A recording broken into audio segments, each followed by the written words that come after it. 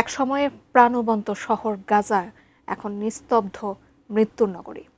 হামাসকে ধ্বংসের অজুহাতে উপত্যকা জুড়ে বেসামরিক নাগরিকদের লক্ষ্য করে প্রতিনিয়ত হামলা চালাচ্ছে নেতানিয়াহু বাহিনী। আজ ভোর থেকে গাজার বিভিন্ন এলাকায় আরও ২০ ফিলিস্তিনিকে হত্যা করেছে ইসরায়েল। আরও জানাচ্ছেন রায়হান মুন্সি।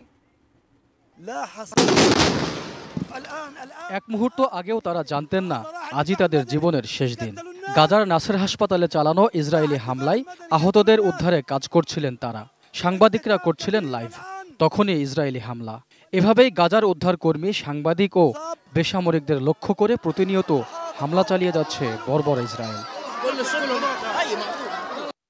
ইসরায়েলের লাগাতার হামলায় প্রাণহীন হয়ে পড়েছে এক সময়ের প্রাণবন্ত শহর গাজা। খাবার নেই, পানি নেই, নেই ওষুধও।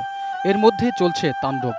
উপত্যকাটিতে প্রতিদিন গড়ে ডজন খানেক পরিবারকে হত্যা করছে আইডিএফ। সব মশার বিরুদ্ধে সুরক্ষা দিতে এলো বসুন্ধরা এক্সট্রিম অ্যারোসল। মশার বিরুদ্ধে এক্সট্রিম সুরক্ষা। প্রতিটি গলিতে, প্রতিটি দেয়ালে লেগে রয়েছে ফিলিস্তিনিদের রক্তের দাগ। জীবন্ত মৃত্যুপুরীতে পরিণত হয়েছে একসময় শিশুদের কোলাহলে মুখর গাজা।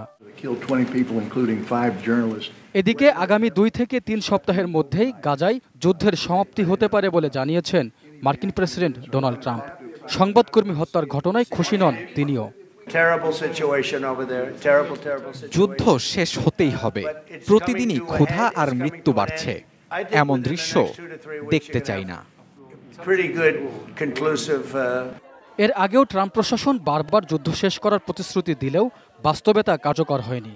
পরিবর্তে ইসরায়েলকে বিলিয়ন ডলারের অস্ত্র সরবরাহ করেছে যুক্তরাষ্ট্র, পাশাপাশি আটকে দিয়েছে ফিলিস্তিন রাষ্ট্রের স্বীকৃতি। Raihan Munshi, desk report, ATN news.